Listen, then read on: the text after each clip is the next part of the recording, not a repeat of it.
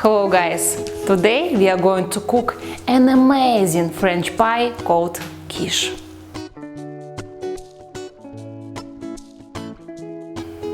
It's really fast and easy to make from what you have at home, spending just 15 minutes on preparation, and get a great pie for your family. I guarantee your kids will love this pie. Let's start cooking!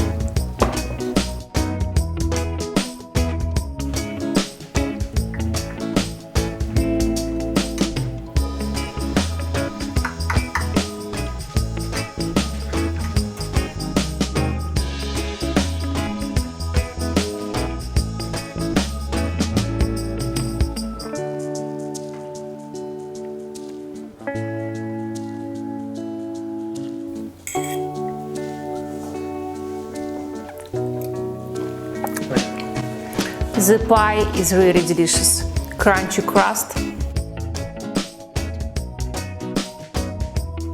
It's so soft and juicy inside. You can eat it today or day after.